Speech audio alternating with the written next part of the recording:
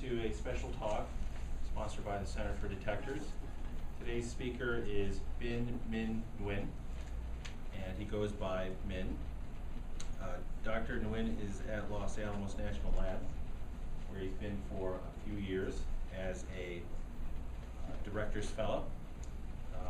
Before that, he was on the research faculty at Northwestern University for a couple years, and before that he got his PhD in Manoj Razigi's group in the Center for Quantum Devices at Northwestern University. He has several degrees which I think translate into master's degrees and a bachelor's in physics and a master's in material science and multidisciplinary scientific education. The masters are at the École Polytechnique in France, and the bachelor's degree is from Hanoi University.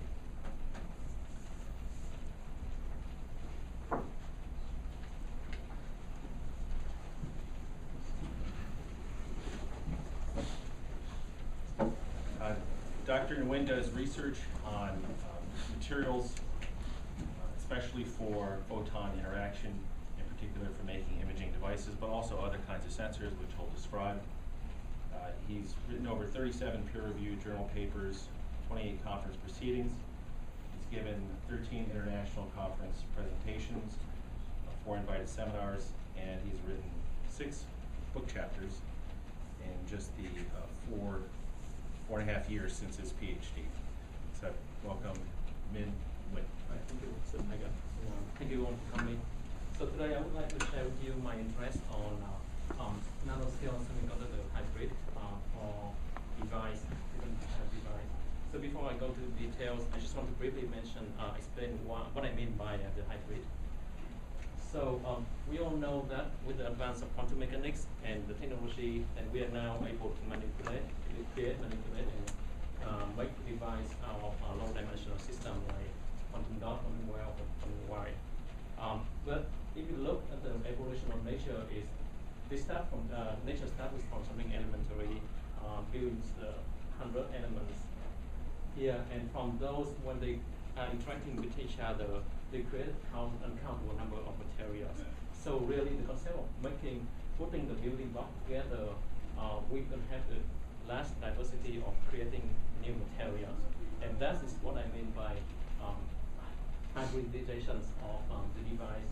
So I want to take this building block, put them together for them to interact or organize them in some way that I can gain the diversity of nature to create new type of device. So we'll see it in today's presentations. The outline going to be, the first part is my previous work at Northwestern University on interacting quantum well for infrared detections. And the second part is my work at the Center for Integrated Nanotechnology for the cylindrical quantum well in nanowire structure for transport properties. And I will conclude with some future research iterations. So here is my research at Northwestern University. So I'm in the group of Professor Manoj Rajagi, and we have a closed research group that allows for pretty fast feedback and fast results. So we start with device modeling to investigate the band structure and device architecture. And then we suggest for the material growth, and I use MBE to grow indium arsenide gallium-2 superlattice. And immediately after the growth, then we have the set of material characterizations like X-ray, AFM, PL. And if the material is good, then we go through the processing and measurement to give feedback to the modeling. And once the material is optimal, then we make the system all the way to the infrared camera that you're going to see. So in my PhD, then I collaborate with Darren Hoffman, Pierre Delaunay, who make the FPA. And after I graduate, then I supervise the group of 8 students in the group and covering all steps of the research. So why are we interested in type 2 superlattice for infrared? As you probably know, that infrared is very highly demanded in a lot of applications. Here, for example, so infrared camera is not just a digital camera looking at infrared regimes. There's a lot of information that you can reveal from that. for example, here from infrared direction, you can see the temperature difference profile. So we can use for non-contact, non-destructive inspection in industry or electronics, even for for medical. So the infrared signal can travel through the atmosphere without significant loss. So it's very useful for weather forecasting and astronomy. Of course, for the military and defense had a lot of interest for infrared detection, for night vision or missile defense. So that is why we are interested in making infrared detectors and camera. So in order to make the device, we have to have a material that can detect and absorb the infrared range. So here I show the chart of common 3-phi semiconductor as a function of bandgap, and you see the infrared regime here. Among this, there's a special group called the 6.1 family, including indium arsenide, gallium-209, and aluminum-209. They're special because they have similar lattice constant. We call it 6.1 because the lattice constant is close to 6.1, which means we can grow heterostructure on top of each other very easily with high quality, and that is a very important criterion. Second thing is the band gap between the three, the band alignment between the three material called the type 2 alignment structure, where we have the conduction band of indium arsenide lie below the valence band of gallium-209. So electron here can really easily tunnel through the gallium-209 layer without any problem. And that is the key advantage of type 2 superlattice when we put multiple layers of indium arsenide and gallium-209 together. So physically how it works, here you have indium arsenide and gallium-209 separately, and this is a forbidden band gap. Hole and electron coexist in each material. Then when you bring them close together, then electron want to jump into indium arsenide well, and hole want to reside in gallium-209. If you put another layer of another period, then you will form the quantum well here, and evidently the energy level going to be quantized, and energy of the electron going to be determined by the indium arsenide layer thickness, and the same thing for hole. Then the key point here is when you put another layer, so electron here have one energy level, electron here have one energy level, and because the tunneling between the gallium-209 layer is so easy that they start to interact and they minimize the energy. So that energy would be determined by the layer thickness of gallium-209. So by creating the superlattice structure, this is not multiple quantum well, but there are multiple interacting quantum well. And by creating such structure, then you have 2 degrees of freedom to manipulate the system. One is the indium arsenide layer thickness, and the other one is gallium-209. So by playing with the layer thickness, we can change the effective band gap through the entire infrared regime. That's why type 2 superlattice is a very good material for infrared detections. So this is a qualitative picture of description of how it works. And in order to do research, and we really have to know precisely the value and numbers. So we use empirical tight binding method to model and try to calculate the band structure of the superlattice. So here is an example of when we change the gallium-209 layer thickness, then we see how the band structure move and how we can change the band gap. And the advantage of tight binding method is we can take into account experimental uncertainty. So if we have some segregations or incorporation of material inside, we can take that into account into model. And that's why we have excellent agreement between theory and measurement here. So we have powerful tools to predict the property of structure. And the question is, what's next? Because here we can see that type 2 superlattice have a great tunability of the band gap. But when we look closely, when we see that the valence band stay pretty much the same, it doesn't move. So we can only control the conduction band. The second thing is the effective mass is still pretty low, small, and that is not good for infrared detector because the tunneling process can occur anytime. So the challenge and the motivation here is we know the type 2 superlattice. Can we make something better with more tunability of the valence band and larger effective mass? So when I look back here, we see that when we mentioned about the group 6.1 family, we have 3 elements, indium arsenide, gallium-209, and aluminum-209. But in type 2 superlattice, people only use indium arsenide and gallium-209. and the third element is missing. And this is good because it has high band gap and high effective mass. That's why I say let's put aluminum antimonide into the soup lattice and see what happens. So this is what I did. So I insert a thin aluminum antimonide layer in the middle of gallium antimonide, and because of the shape of the band alignment here, we call it the M structure. And we can clearly see that with the M structure here, we create the double barrier quantum well for the hole, so we can push the hole closer to the interface of here with electrons, so we have higher tunneling and absorption property. Also, because with the barrier here, we can have higher effective mass, and that's what we will expect. So I do the EPBM calculation again and compare the super lattice standard one and the M structure, and you can see for each pair of indium arsenide and gallium nitride thickness, and we have one design, and you can see that this is the valence band distribution. Pretty much, as we say, it doesn't change much. We have the change in the conduction band, but when we compare with the M structure, we can see that because we can change the layer thickness of 3 layers, indium arsenide, gallium nitride, and aluminum nitride. So we have much more number of configurations. We must have much more tunability of conduction band and the very broad range of valence band. So because of that, then we can create a unique band alignment structure.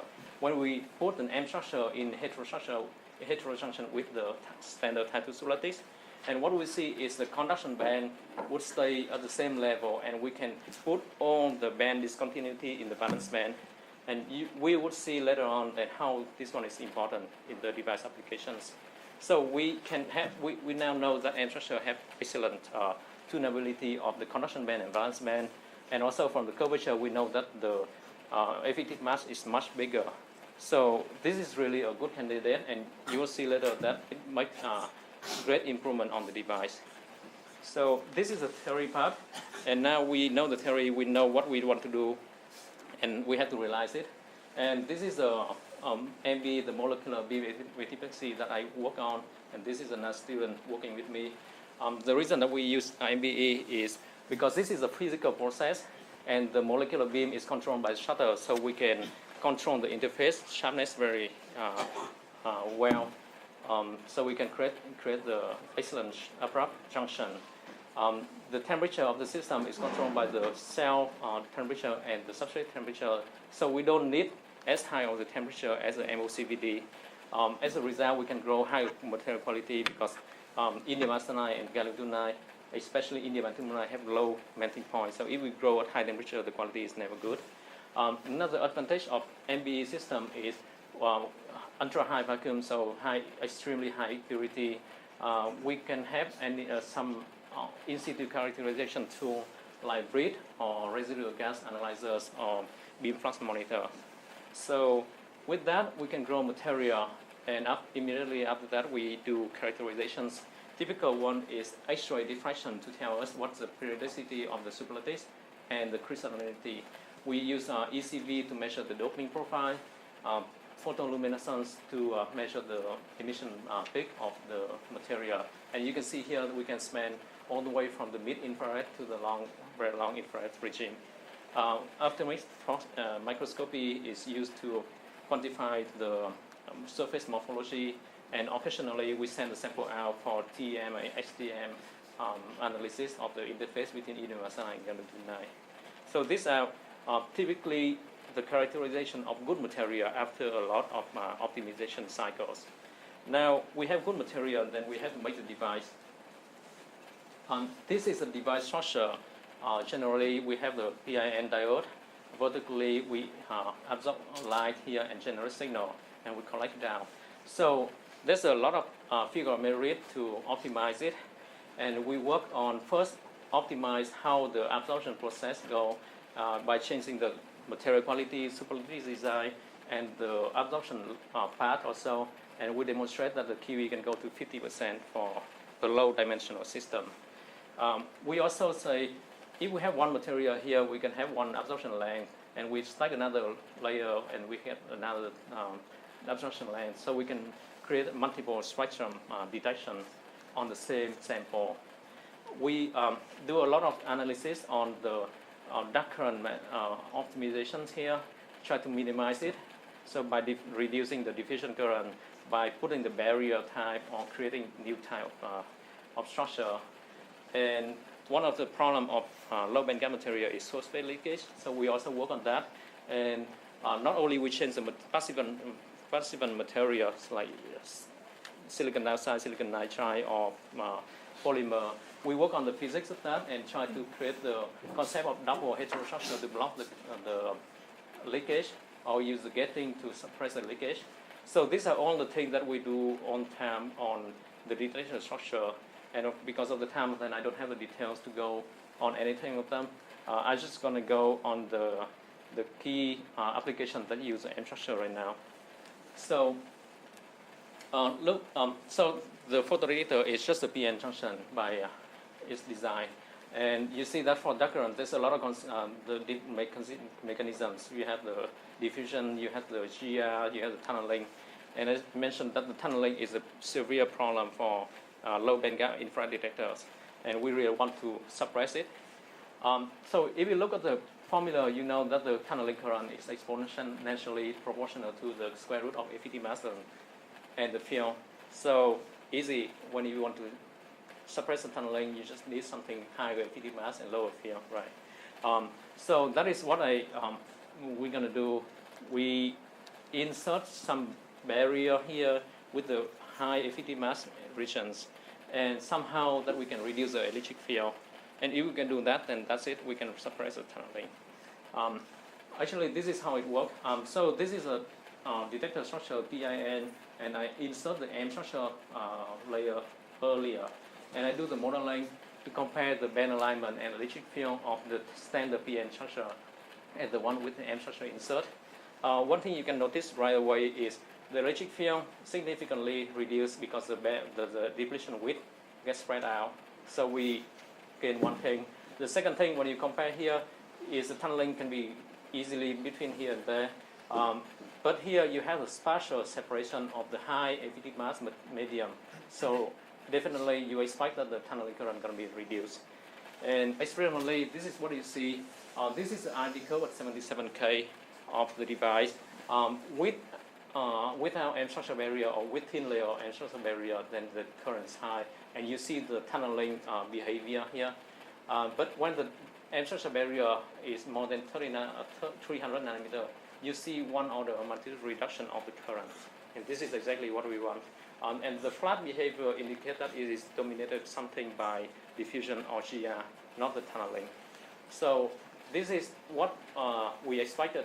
And what the second thing we expected is like, if you optimize the electrical performance, does it affect the optical performance?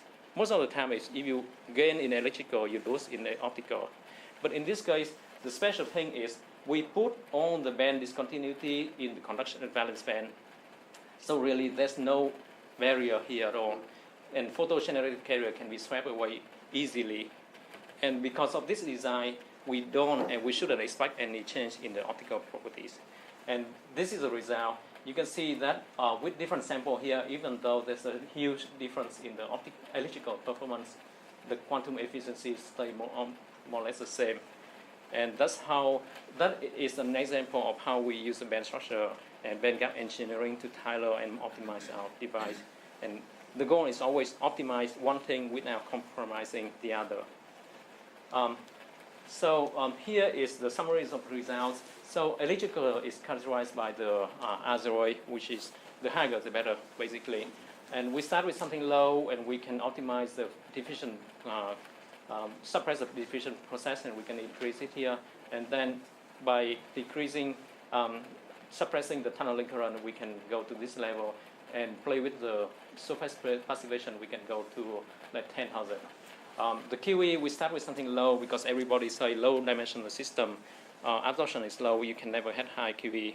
But by playing with the material quality and design, we can demonstrate that we have 50% QE on single part and 70% on multiple part absorptions. And with AR coating, we have like 80-something%. This is done on the long wave regime 11 micron. And the whole thing can be translated and was translated in different spectrum of the infrared regimes. You can see the star here is the CQD result with the M structure design, and we are pretty much like get similar to the MCT state of the art. The midway we are lower because we are limited by system, but a very long way we are definitely higher.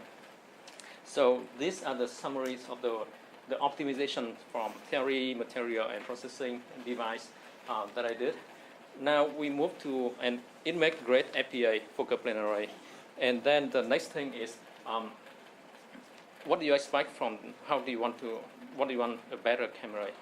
So just look at your camera, you can see you prefer a color camera rather than a black and white one, right? So for infrared camera is the same. We want to add additional layer with different detection spectrum on that. And that translated in the material challenge is you have to stack material on top of each other. And it is very challenging because you have thousands of interface. And before optimization, I can only grow 6 micron thick material, and you can already see a lot of defects. Here, after optimization, we can go 50 micron thick material with few thousand interface without any defects at all. And we indeed demonstrate the high quantum efficiency for 2 color detections. And we did demonstrate infrared camera with 2 color here. You also want cheaper camera, which means that you want to grow something on cheaper material. For us, which means grow on gallium arsenide, because gallium arsenide substrate is much cheaper than gallium-209 substrate. It can be expandable and larger size as well. And the challenge is 7.7% lattice mismatch. And if you just grow gallium-209 on gallium arsenide, you're going to see some surface morphology like this with a dot. It's just a islands, and it's never good for the device. After optimization, then we are able to achieve automatically smooth surface, and from that material, my colleague can demonstrate focal plane array in the mid and long regimes. We also want the camera with higher resolutions, which means we have to have larger material to work with. So we work and try to optimize the material to be able to grow uniform wafer, 3-inch wafer on the 3-inch MB research-based system. And you can see here is the X-ray diffraction patterns on from 8 different locations from the center to the edge of the 3-inch wafer, and we have excellent uniformity. And using this material, then my colleague demonstrate the first 1K by 1K infrared camera in the Type 2 material system. So these are the part of my work in at Northwestern. And now let's switch the gear, change the material, change the geometry, and change the applications.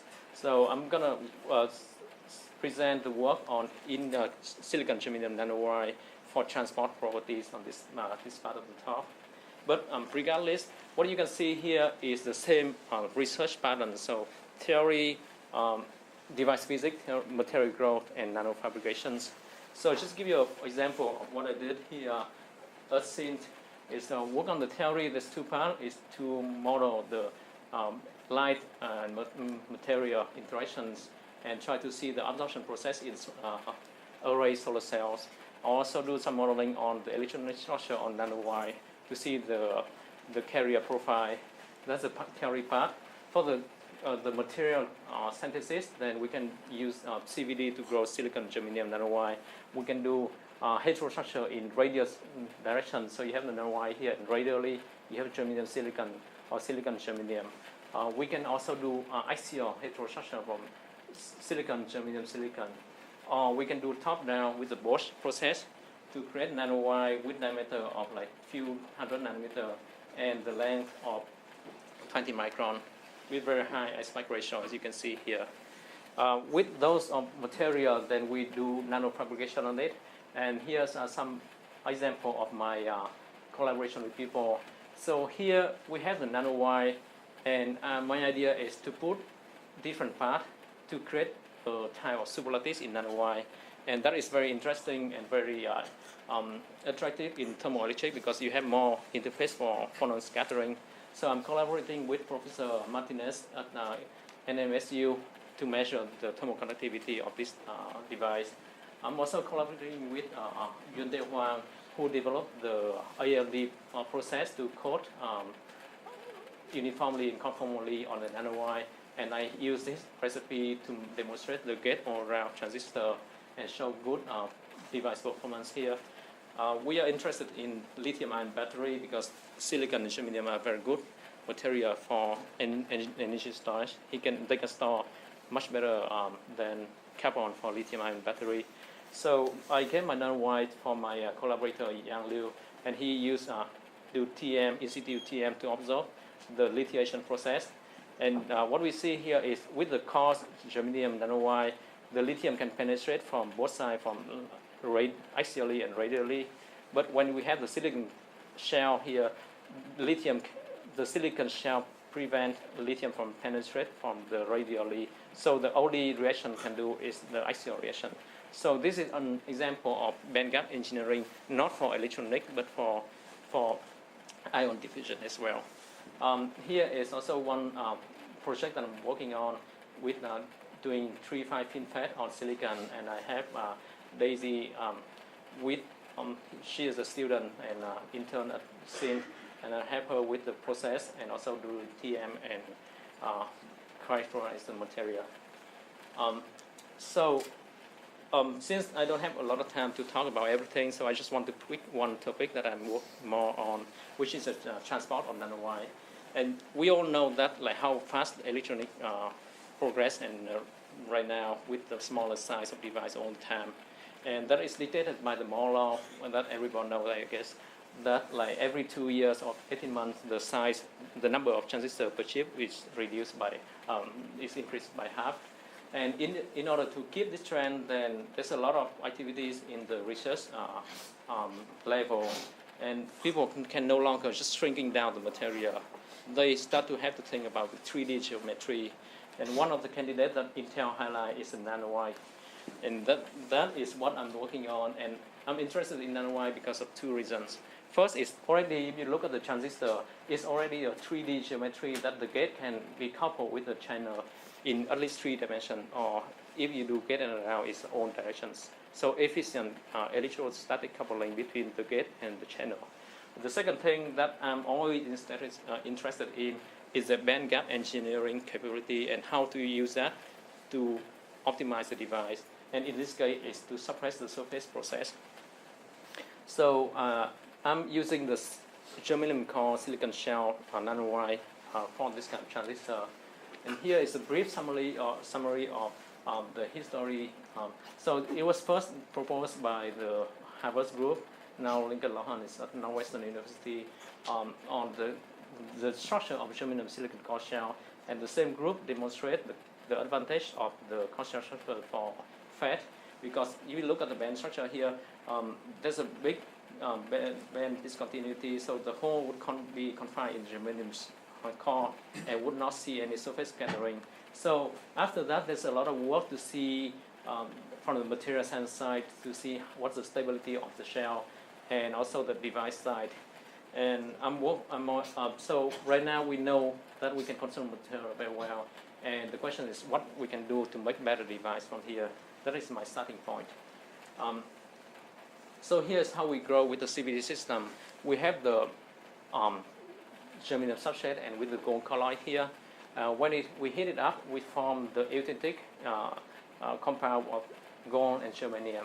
And we start to send germanium in. So the germanium would be decomposed here at the interface and germanium get into the authentic solution here. And when the sub concentration is high enough, they start to nucleate and dissipate and nucleate at the back and grow the nanowire vertically up. This is a next example of ACM image of this step. And now if we want to grow the silicon shell, then we stop the germanium, we increase the temperature high enough so that silicon start to deposit on the side wall of the nanowire.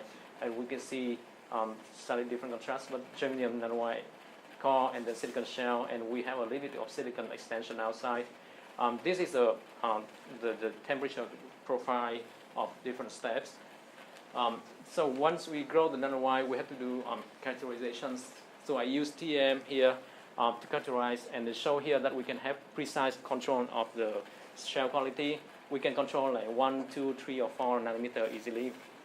And the nice thing is with the nanowire geometry, you can grow much thicker than the critical thickness that you have with the planar structure. So for planar structure, you can never grow silicon on germanium more than 1 nanometer, but here we can grow even 4 nanometer with like very good crystal structure here, and we don't really see any defects. So with that nanowire, then we make the device using EV lithography and metallizations. We have the nanowire here. We put drain and source contact on top, and we anneal it. So we have nickel contact, and then nickel start to react with nanowire. And this is how community control the channel length of the transistor, not by the separation of drain and source, but by how much the nickel diffuse inside the nanowire. And after that, we do hafnium oxide and gate metal to make the transistor and do measurement. Here is, on the left side, is the typical measurement result. I want to show here the uniformity of 26 device measure out of 28 device process. One is broken. But you can see that we have pretty good uniformity, and the overall behavior is a p-type transistor behavior because it's on the negative gate voltage, and it starts to turn off here. This is the turning on of electron when you have a Schottky barrier and thin enough, so electron can tunnel through the contact barrier and contribute to the conductance. So my point here is we have excellent uniformity on the device, even with the nanowire. And the second point is there's a lot of data analysis that I myself developed the way to semi-automate measure and process the data, but that can be used for the capstone project or for intern student if for future work. This kind of work can be easily done and can be a good project for students.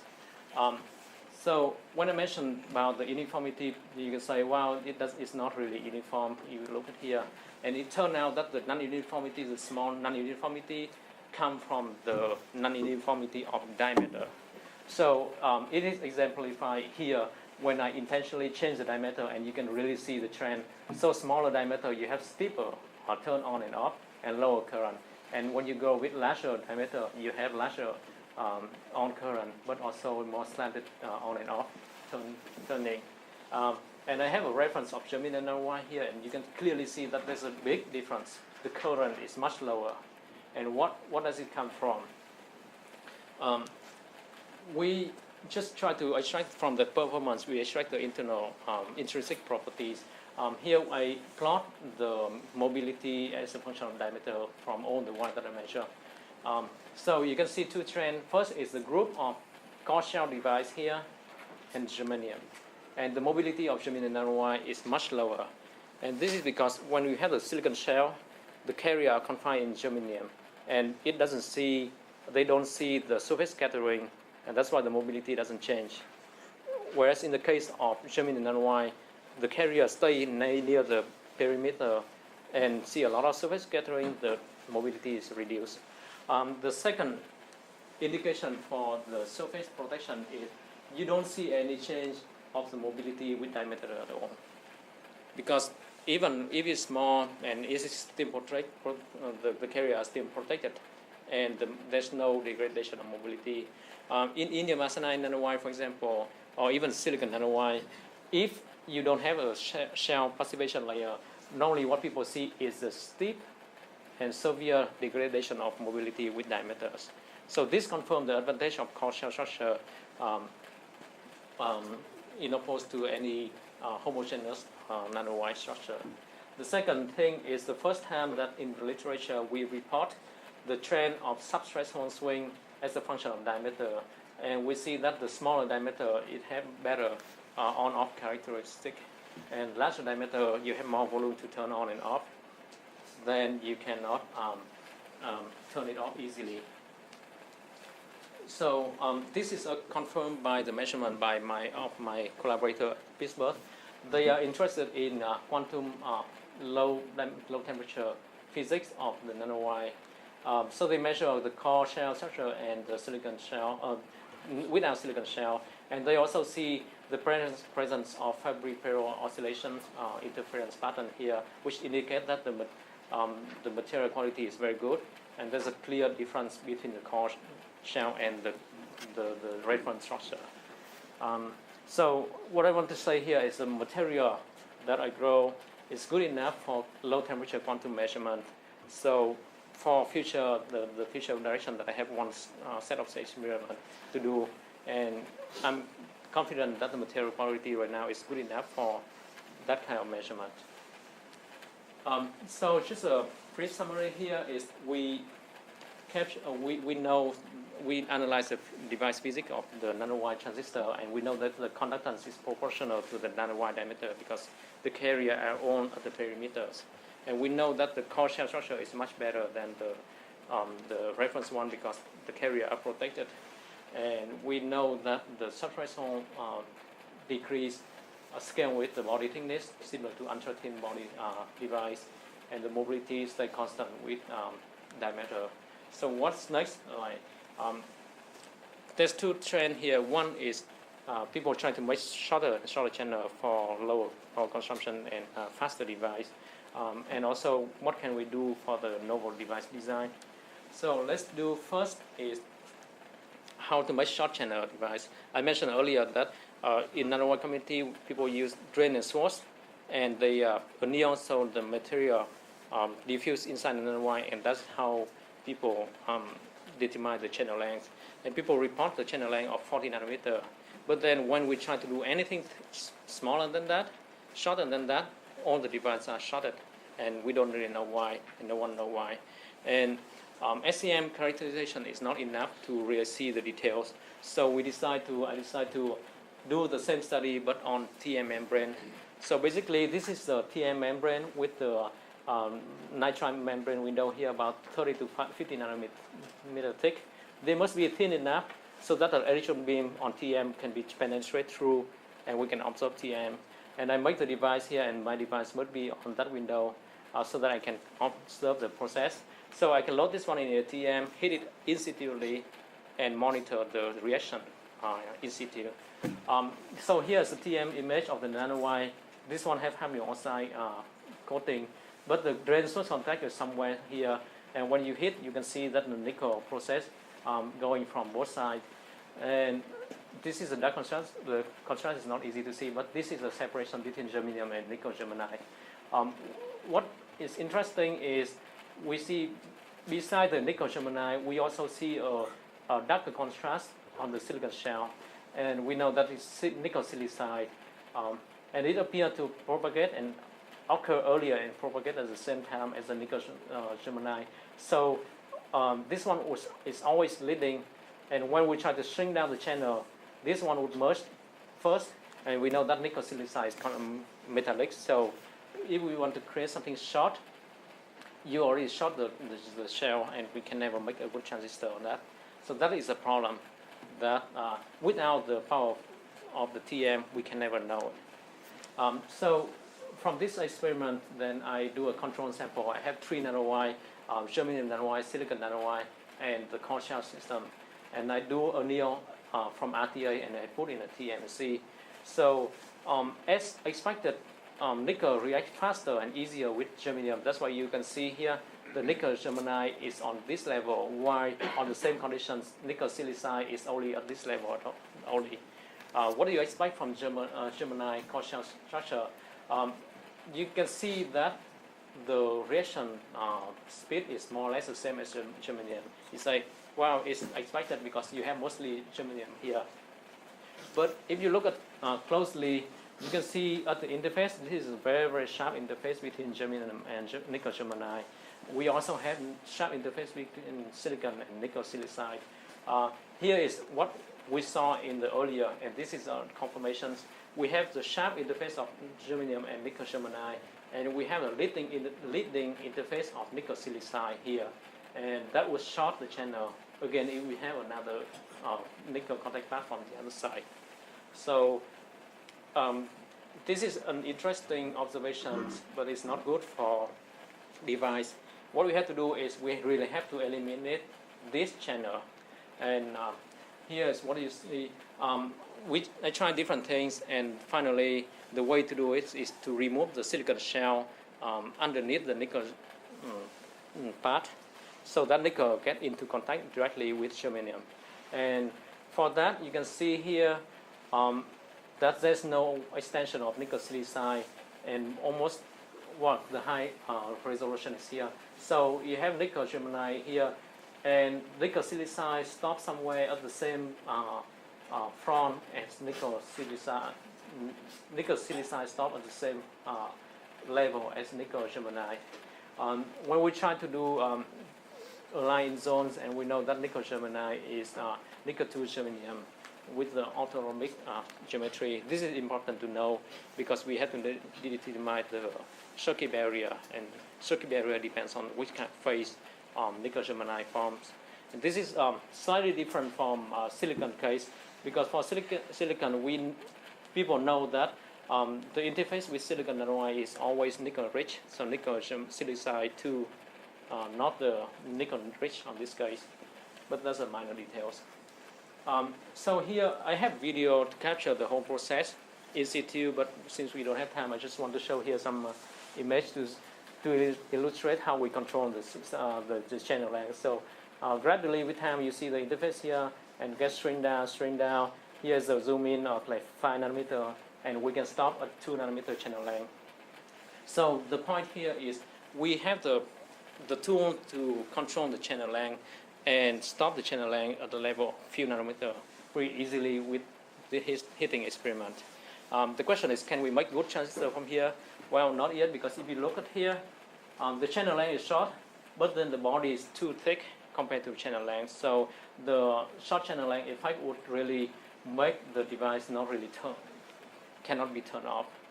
And we have to find some other way to reduce the device thickness, body thickness here. So let's look back on what we learned from the device here. Try to see how and what is the way to make thin the body. If we have the nanowire here, and on the on regime, when you apply negative voltage here, you will see the carriers stay at the perimeter of the nanowire with concentration of like 10 to 18, and you can see here the cross-section profile.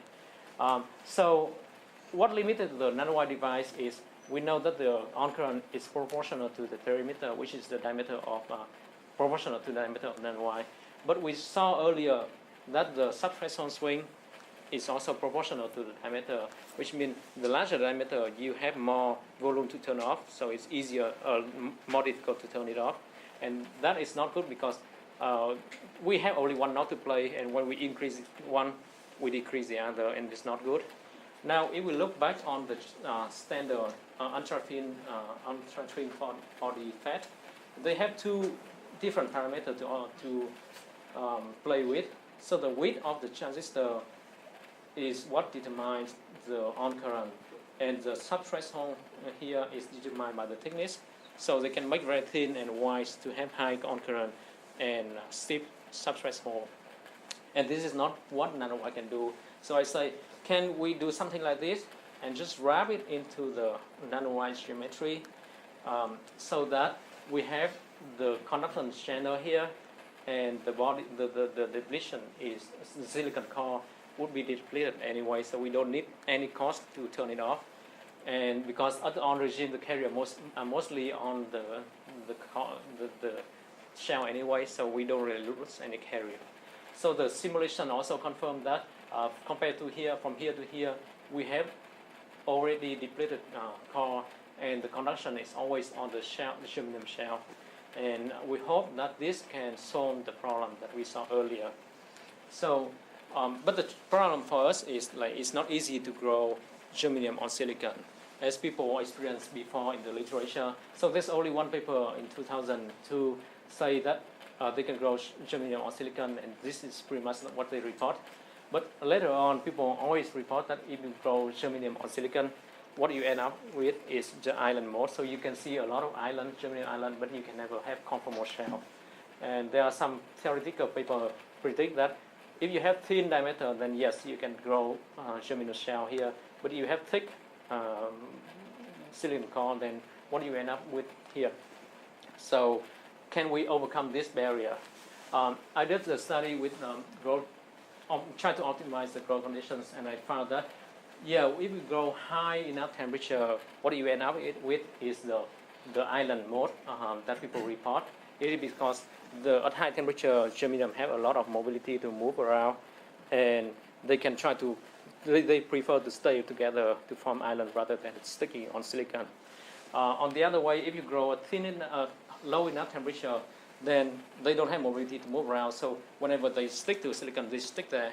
But if the temperature is too low, then they don't have the room to move and rearrange themselves. That's why you see a lot of defects here. And there's only one sweet spot that the temperature is enough to rearrange themselves, but it's not too enough, too high, so that they form the island. And this is the growth mode that I have. What is more interesting is I see the evolution of the shell evolutions. You see here is the 15-minute growth shell on the SEM. I don't know whether you can see the ridge of the island here. They don't form everywhere. They prefer to form in certain facets, and you can see the island in TM image. When you go thicker, then the island would coalesce with each other and rather form the facet type with very uniform and conformal layer here, as you can see from side view. So this is interesting, but we don't see a lot of from here. So I decided to take the nanowire, I chop it with FIB, focus ion beam, to make a thin slide of like 100 nanometer and do cross-section TM. And this is a nanowire. We go look like along the growth directions. And we can see when you thin, the nanowire the germanium prefer to nucleate at the 113 facet. It's very interesting.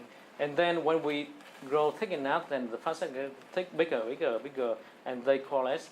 And without creating any defects, you can have very conformal shell here, which is very, very interesting. Because if we have defects, then island mode, normally when you grow, they just become like rougher and rougher. But in this case, it should get smoother and more conformal.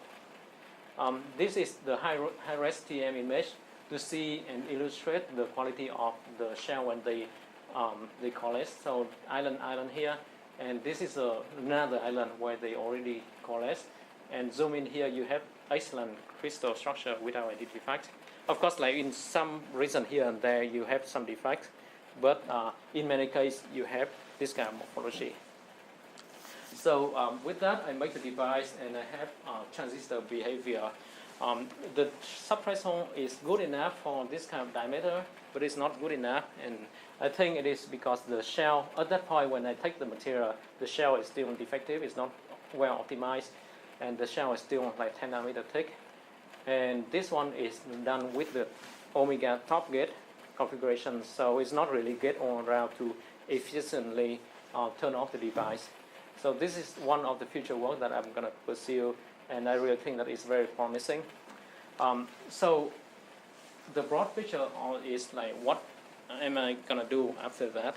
I hope that right now I can convince you that the hybrid of nanoscale semiconductor is interesting, and I have built my expertise on the three fields: the device physics, the material growth, nanoscale hetero epitaxy, and the nano fabrications and characterizations. And I also established a strong collaboration with a lot of users for specialized tools like atom probe tomography, biotesting, or thermoelectric testing, or low temperature measurement. And for that, I can use with this four pillars, then I can address the problem of fundamental physics of nanowire or nanoscale system, or optimize the device, or build novel applications. And there's a bunch of projects that I'm going to think of in the level of intern, grad student, undergrad. And I only have time to probably go quickly through three projects that I think relevant to Center for Detector, because that's a sense of like sensing and interacting between materials. So here, again, so the mention of sensing. So we have one system, isolated system, there's no interaction. Now if we have two systems together, there will be some interaction with them, and what would it be in case of nanowire? So that's one thing that people are interested in, is a Coulomb draft between nanosystems. So when you have system and current go here, and because of the Coulomb interactions, there would be some friction or drag and some build-up voltage on the other system. And people are very interested in that to see really the description of carrier inside the system, whether it's like Fermi liquid for 2D, 3D material or Luttinger liquid for 1D. So in literature, people report the interaction for 2D system is a graphene, 2-layer of graphene or 2-layer of 2D semiconductor gas. And from the 1D gas here, they can confine another dimension by the gate to create a nanowire on these directions. And recently, people say, well, they have 2D and they can confine on vertical direction so that the separation between the two wires would be some physical barrier, not the soft barrier from the electrostatic gate to reduce the tunneling. And you can see the patterns here, they all appear in very high impact journal. And the key point is just the fabrication and the realization of system that they can measure. So what I'm interested to do is to create the structure with nanowire. The problem before was the nanowire interaction is very, because of nanowire, the surface effect is large, so you don't have good quality of material to observe the process. The second thing is how to manipulate them to put them together. So in my case, we see that silicon germanium silicon core shell device. We have good material quality. We have the shell to protect. So the first criteria is solved. In this design, we can have vertically integrated nanowire so that we can put the top and bottom gate. And we know that from the transfer curve, we have the conductions of electrons and hole in parallel. So with this kind of configurations, we can see the drag of electron hole, electron hole, and hole. While other systems, they can only see the interaction of electrons. So this is very interesting. And how we're going to do it is I have two approaches. One is use the lithography to pattern the groove so that the nanowire fall into and align themselves similar to the approach that the Harvard group done for solar cells. The second one is the nano manipulator approach that I collaborate with Dr. Schwarzenchuber at Sandia. Since we don't have time, then I cannot show the video here. But this is how we pick up the nanowire and put them in parallel. Right now we can do like 100 nanometer spacing already, and we are going to reduce it. The next thing is the solar cell. So the nanowire, the nanostructure is very good in like scattering and enhance the absorption in solar cell or photodetectors. And the problem for them is they have to create the doping junction in the lateral directions. And the problem is when the nano size is very small and smaller than depletion width, what happens? We don't know. And the dopant can create trouble in the growth. So I propose something that we don't need to use the doping, we don't need a PN junction. This is a concept that people develop in the IR detector field, the minority hole, and I work on that. I developed the minority electron design, PBP. And instead of the PN junction, we replace with a barrier, so we can block the majority carrier, and we can collect the carrier without the need of any junctions. So I want to combine them. The last approach is the nanowire for biosensing and physical sensing. So the state of the art is to try to reduce the size so that they can interface with the body cell without destroying it. And on the nanowire, then there's several Nature and Science paper on that. And there's two types of approach. One is one pillar, and they are high density and can address individually.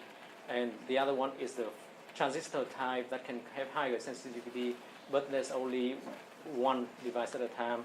And my approach is trying to combine the channel too. So it's done by monolithic integration of the nanowire with like that, and we just need to put something cap and link the two nanowire together to form the circuit. And this is the observation that I have when I grow. So when I grow two nanowire together, at certain height they start to merge, and really that is the closed circuit that we want. So we can use this kind of configuration for biosensing. Yeah, I'm sorry to run over time, but the conclusion is I hope that I can convince you about the interesting direction that I want to pursue. And the previous work that I've done can build the background for my work. And I want to acknowledge Professor Razagi and the group at CQD, Professor Shadi Daya at SINT and UCSD, and also the management of SINT and my collaborators. And thank you for your attention.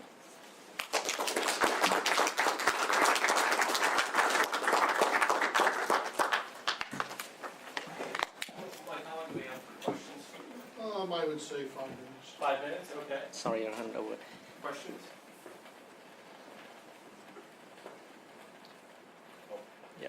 So can you talk a little bit more about what your particular role in, you said you start with theory, Yeah. and then you go to device physics and nanofabrication. So each step of the way, what is your specific role? So basically, all the material I present here is my work.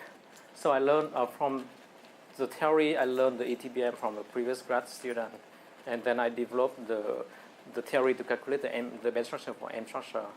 On the theory of the device, the idea to optimize how to optimize the device, playing with the doping level, or putting the M barrier is what I developed myself.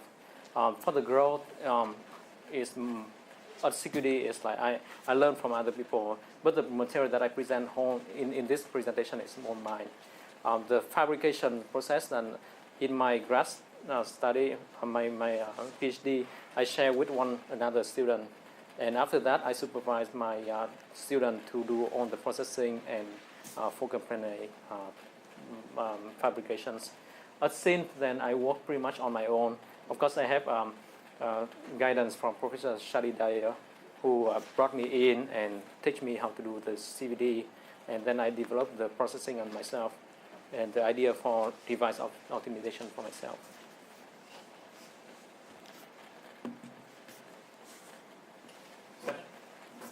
With the nanowire work where you grow the germanium out of silicon, would you consider doing a graded buffer from silicon to germanium to reduce the defect? So instead of just having one temperature that you can have good quality germanium, use a buffer to. So you're talking about radial growth, or you got? Yeah, the radial growth going from silicon. Yeah. What kind of buffer you think? Because we're talking about. So between SIGI. Yeah. So we prefer to have like binary system to maximize the band discontinuity. That's the first thing, and. You see nanowire here, the scale is like few nanometers, so how thick of the buffer do you take out? Yeah, you couldn't do too much. Yeah. Yeah, I was going to ask a question. I think on slide 20 when you're talking about optimizing, and I thought that would be buffer layers. Did you have a gallium arsenide wafer? Yeah, I have to grow take gallium arsenide buffer on that. So you use buffer layers there? Yeah, on that And gallium that arsenide. reduced the defects, but that was a binary system. Yeah. That was MBE. Yeah, that was MB. So the superlattice part is MB. Sorry, I go wrong way. And the nanowire part, CK, is on CVD. I just have a couple more questions on that. Yeah. So did you ever try like an IMF growth where you get relaxation at the gallium arsenide interface? So yeah, I didn't have time to see to show a lot about the optimizations. What I do is low temperature nucleations to relax completely and grow high temperature annealing. Well, I know that people do misfit dislocations to grow very thin buffer of gallium arsenide and grow device, but while they claim very good quality, but apparently we are the only one who report the device result and focal plane array. But yeah, there are different approach and people publish different results. It's a little bit outside the scope of the project, but looking at your quantum dot nucleation before that was optimized. Were those? Did you ever check the optical quality of those? It would be very interesting to look at that, but I don't have the time to do that, and yeah, that's a good idea that I can ask my collaborator to see, because emission even from the nanowire is very difficult to see. So if you have a tiny small dot from that, and this is germanium on silicon, so you don't have any surface protection layer, and you would assume that the realization is going to be very fast and it's difficult to measure.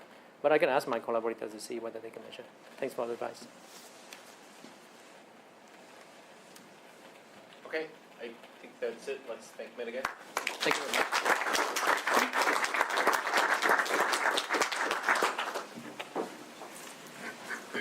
Hi, I'm Bruce Smith. I'm going to meet with you in a couple hours. Okay. Microsystems. Yeah, I look forward to it. Thank you.